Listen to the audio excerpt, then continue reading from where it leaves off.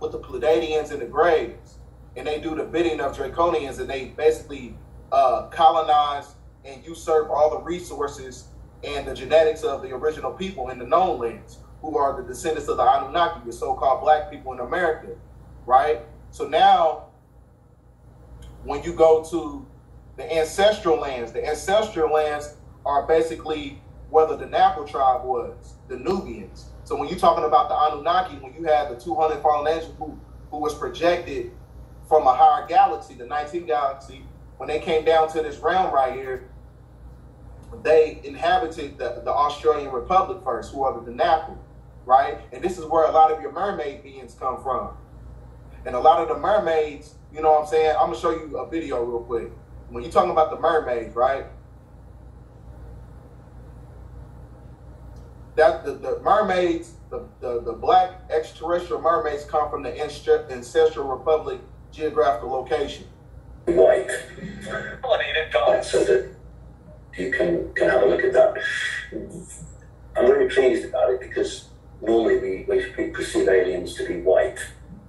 And that's never sat very comfortably with me, frankly, when I know that it's not the case. This particular group are a black group. They're very benign, very friendly. I have encountered them, though I can't say that I'm anything like an expert on them, but I have encountered them. They are not reptilian. The question uses the word reptilian. I can understand that because when you look at them, you would see the scales, you would see the whole shape, but the correct term is amphibian. They are a hybridized form of human and amphibian.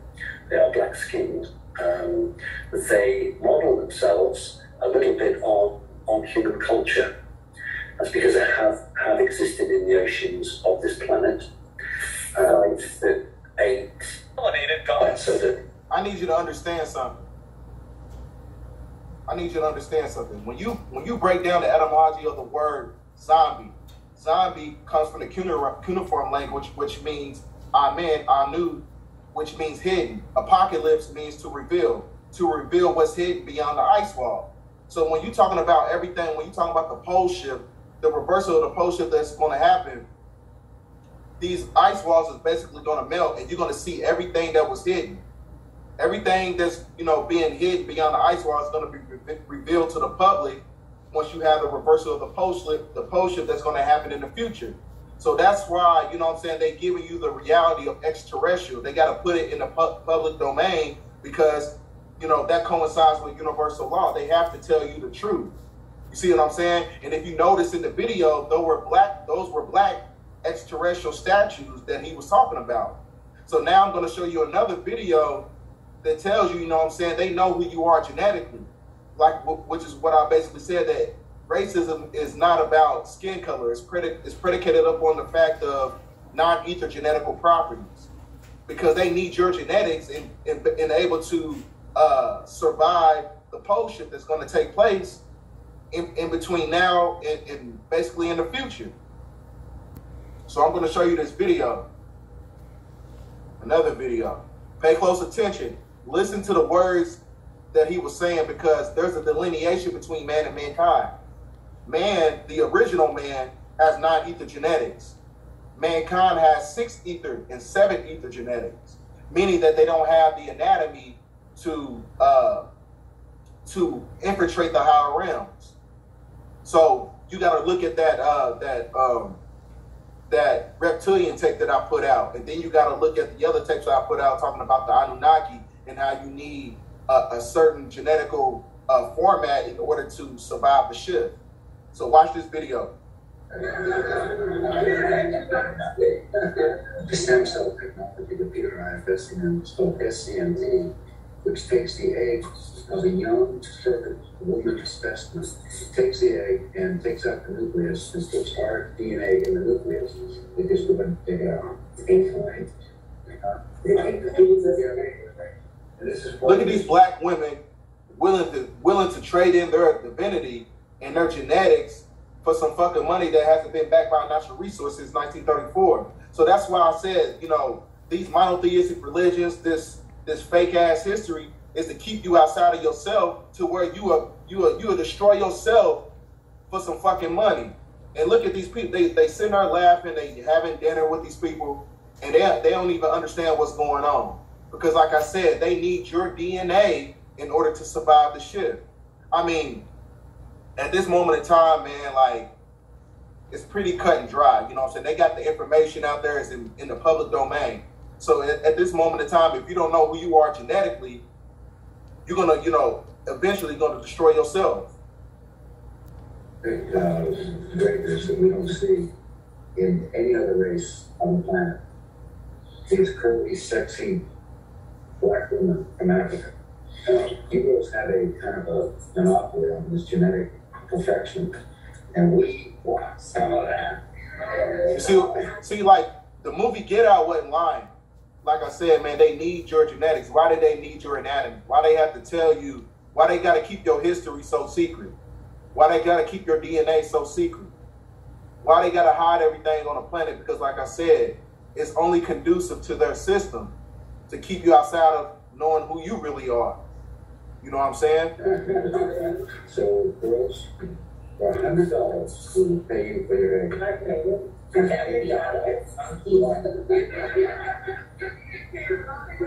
how much do you want for it? Let's bid. I bid $500. Mind you, these are billionaires willing to give black women their, you know, buy their stem cells for $100. These women are willing to trade in their divinity for, you know, crumbs, basically.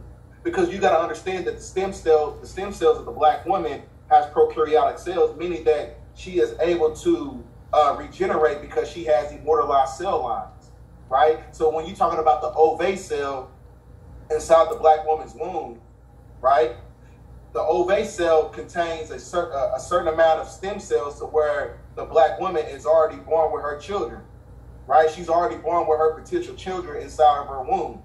So now you can kind of see why they want to do this switching of the sexes and things of that nature, where they can take and extract the black woman's womb and put it inside of another person's body. You see what I'm saying? Because I told you, it's all about genetical self-preservation. So now listen to what else it's saying. You got $60,000 of AIDS. Yeah, if you have an abortion, that's very valuable. Placenta, you know, even your period blood is so rich with stem cells. He said your period blood is so rich with stem cells. Like I told you, your organs is a lot more vital than everybody else's on the planet.